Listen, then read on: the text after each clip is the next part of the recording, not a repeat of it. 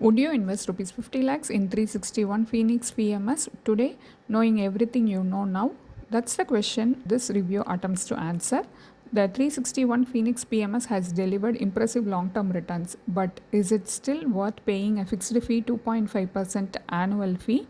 Does it genuinely add value beyond your existing mutual funds, or are you simply paying more for stocks you already own? Let's find out. Welcome to holisticinvestment.in. First, let us look at the fund's snapshot. Started in January 2021, managed by Nishant since January 2022. Multi-cap strategy, benchmark S&P BSE 500 TRI, minimum investment rupees 50 lakhs, asset under management approximately 1728 crores, portfolio of 51 stocks, fixed management fee of 2.5% annually. Investment philosophy, the Phoenix PMS follows the SCDV framework. It categorizes businesses into secular compounders, cyclicals, defensive, and value traps. The objective is simple: invest in quality businesses during temporary disruption while avoiding value traps. It is a disciplined and well defined investment framework. The real question is whether it consistently generates enough alpha after fees. Next, let us look at the suitability. This PMS may be suitable if you have an investment horizon of at least 7 years, your portfolio is light on Indian equities, you believe in SCDV investment philosophy, and you are comfortable paying a fixed fee for active management. It may not be suitable if you already own diversified mutual funds, you expect meaningful differentiation from a PMS, your investment horizon is below 5 years, and you prefer fees linked to performance. Next, performance review. Looking at trailing returns, 3-year return around 16.6%, 5-year return around 16.3% since inception over 17%. These numbers comfortably beat the benchmark. However, the recent picture looks different. The 1-year return is only 1.77%. After deducting the 2.5% management fee, investors actually end up with a negative return. The 2-year alpha is also too small to comfortably justify the fee. So while long-term performance has been impressive, recent returns deserve attention. Next, calendar year performance. The strategy has experienced both strong and weak phases. 2021 was exceptional. 2022 showed good downside protection. 2023 and 2024 were outstanding years. Performance slowed sharply during 2025. 2026 remains negative. Whether this is a temporary slowdown or a structural issue is something only time can answer. Next, fee reality. This is probably the biggest discussion point. Phoenix charges fixed fee 2.5% every year. No hurdle rate, no profit sharing, no performance linked fee. You pay the fee irrespective of whether the fund makes or loses money. A fee structure like this only works if performance consistently stays well ahead of the benchmark. Otherwise, fee drag becomes a significant challenge. And now let us look at an illustration. Suppose rupees 50 lakhs had grown at the fund's 5-year gross return, it could become approximately 2.11 crore. But after deducting the annual fee, the final corpus falls to around 1.84 crore. A low-cost index fund would have produced almost the same outcome. This illustrates how compounding works both for returns and fees. Next, zero-based thinking test. Ask yourself one honest question. Knowing the returns, fees, and alternates are available today, would I invest in this PMS again? The question removes sunk cost bias, emotional attachment, decision inertia. If the honest answer is no, the next step is not panic but a structured portfolio review. Practical step: check exit load status, compare better alternatives, and execute decisions logically, not emotionally.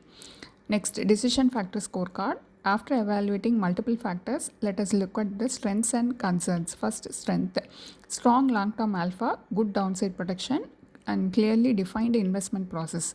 Concerns: significant overlap with mutual funds, fixed fee regardless of performance, weak recent net returns. A mixed scorecard rather than a clear pass.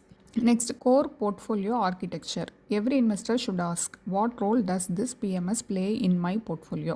Ideally, mutual funds form the core. PMS should act as a satellite strategy. But if nearly half of the portfolio is invested in large cap stocks already owned through mutual funds, then the PMS becomes an expensive extension of your existing portfolio instead of providing genuine diversification. What a genuine PMS should look like. A high quality PMS should ideally offer low overlap with mutual funds, access to opportunities unavailable in traditional funds, consistent alpha after fees, performance linked fee structure, and a clearly identifiable investment edge. These are the standards against which every PMS should be evaluated. Next, exit load 3% on year 1, 2% on year 2, 1% on year 3. Exit load reduces gradually and becomes zero after 3 years. However, taxation still applies. Since every stock is held in your own demat account, capital gains are calculated individually. Long-term capital gains above rupees 1.25 lakhs taxed at 12.5%. Short-term capital gains taxed at 20% plus cess. Capital gains are calculated stock by stock. If you decide to exit, consider staggering with withdrawals across multiple financial years to improve tax efficiency. Here is a quick summary: what works and what doesn't work. First, what works: strong long-term performance, disciplined SCDV framework, good downside protection, experienced fund manager. What doesn't work: high fixed annual fee, significant large cap overlap, negative recent net return, and fee not linked to performance. Key takeaways: there are 5 important conclusions. Long term alpha has been genuinely impressive. Recent net performance has weakened considerably. The 2.5% flat fee is difficult to justify during low return period. Portfolio overlap with mutual funds reduces differentiation. The investment philosophy remains strong, but investors must decide whether future returns are likely to justify the ongoing cost. Here is our final verdict. The 361 Phoenix PMS is not a poor strategy. In fact, its long-term performance demonstrates genuine investment capability. However, investing isn't just about returns, it's about net returns after fees and portfolio fit and opportunity cost. If the strategy resumes delivering meaningful alpha, the fee becomes easier to justify. If the recent performance continues, investors may find themselves paying premium fees for outcomes that low cost mutual funds or index funds can deliver just as effectively. Ultimately, don't ask whether the fund has performed well in the past, ask whether it deserves a place in your portfolio going forward. Hope you like this video. If you have any questions related to this or any other investment option or related to your financial goal, don't hesitate to book a free appointment with our financial planners. The link to the free booking is given in the description box below. Also, will you be interested to attend any insightful investment webinar? Then feel free to register for the upcoming enlightening investment webinar. It is completely free. The registration link for the upcoming webinar is also given in the description box. If you like this video, please give us thumbs up. Also, share it with your social circle. If you haven't subscribed our YouTube channel so far, please subscribe now.